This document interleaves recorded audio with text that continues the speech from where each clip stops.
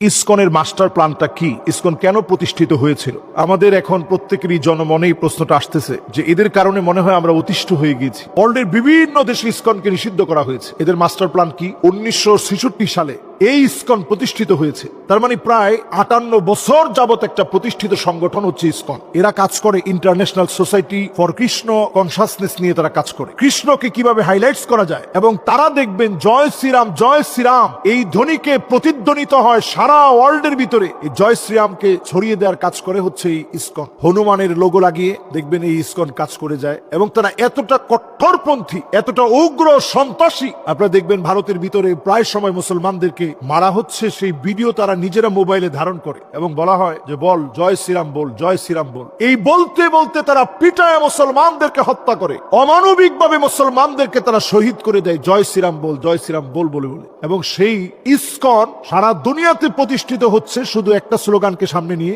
সেটা হচ্ছে international society for Krishna consciousness. Yajurveda, Rigveda, Samaveda, Atharvaveda, স্মৃতি, শ্রুতি, উপনিষদ, যত রকমের হিন্দুদের ধর্মগ্রন্থগুলো আছে তাদের মধ্যে যত বিভক্তি আছে সব বিভক্তিকে বাদ দিয়ে মুসলমানদের অগ্রযাত্রাকে কিভাবে থামায় দেওয়া যায়, মুসলিম অগ্রযাত্রাকে থামায় দেওয়ার জন্য সবচেয়ে বড় ভূমিকা রেখে কাজ করে যাচ্ছে ইসকন। বাংলাদেশের জন্য ইসকন 10 কারণে হুমকির কারণ। 1 নম্বর কারণ, তারা মুসলমানদেরকে নিধন করতে চায়। 2 নম্বর কারণ, মুসলমানদের যে পার্সেন্টেজ আমরা জন্মের পরে শুনেছি, বাংলাদেশে 95% মুসলমানের দেশ বাংলাদেশ। আজকে আপনি একটু হিসাব করে দেখেন, সেই 95% মাঝখানে শুনতাম 91, 90, এখন শুনি 92। তো মুসলমান এত কমতেছে কেমনে? এই কাজটা ইসকনের মাস্টার প্ল্যান। 3 নম্বর, ইসকন বাংলাদেশের জন্য হুমকি এই জন্যে রয়ের সদস্যরা ইসকনের হয়ে বাংলাদেশের মধ্যে আমার দেশের প্রশাসনে ঢুকে দেশকে তারা ধ্বংস করতে চায়। 4 নম্বর, চট্টগ্রামকে তারা ভাগ করে নিয়ে যেতে চায়। 5 নম্বরে, হিন্দু মুসলিম দাঙ্গার নাম করে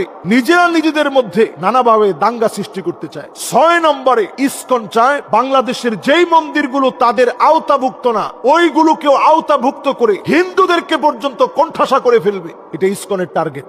7 নম্বরে, ইসকনের মাস্টার প্ল্যান হচ্ছে ভারতের সাথে আমার বাংলাদেশকে নানাভাবে শত্রু বানিয়ে বাংলাদেশের এই বদ্বীপের মতো দেশটা শান্তি নষ্ট করা। 8 নম্বরে, ইসকনের মাস্টার প্ল্যান হচ্ছে বাংলাদেশের ভিতরে ব্যবসায়িক যে পরিমণ্ডল আছে এই পরিমণ্ডলকে ধ্বংস করে দেওয়া। 9 নম্বরে, বাংলাদেশকে স্বঘোষিত জঙ্গি রাষ্ট্রে পরিণত করার জন্য যত রকমের ব্যবস্থাপনা সব তারা সাজাবে। অলরেডি তারা কিন্তু এখন সফল হয়ে যাচ্ছে। তারা আমাদের সাইফুলকে হত্যা করে আমাদের উপরেই তারা দোষ চাপিয়ে দিতে যাচ্ছে। 9 নম্বরে, আপনারা দেখবেন ইসকনের মাস্টার প্ল্যান হচ্ছে বাংলাদেশের বিভিন্ন মসজিদে পর্যন্ত হামলা করা। আমরা নিজেরা দেখেছি যে মসজিদের মধ্যে পর্যন্ত হামলা হয়েছে। 10 নম্বরে, তারা জোরপূর্বক বাংলাদেশের এলিট শ্রেণীর বিভিন্ন মানুষকে প্রেমের ফাঁদে ফেলে মুসলিম থেকে হিন্দু বানাবে। এটা ইসকনের টার্গেট। যুবতী মেয়েদেরকে টার্গেট করে ইসকনের সদস্য বানাবে, প্রেমের ফাঁদে ফেলে মেয়েদেরকে বিবাহের লোভ দেখিয়ে তাদেরকে প্রেমের ফাঁদে ফেলে তাদেরকে অমুসলিম বানাবে। এটা তাদের টার্গেট। এই টার্গেটে তারা সফল হয়ে যাচ্ছে। এই জন্য আজকের এই আলোচনা থেকে স্পষ্ট বলতে চাই,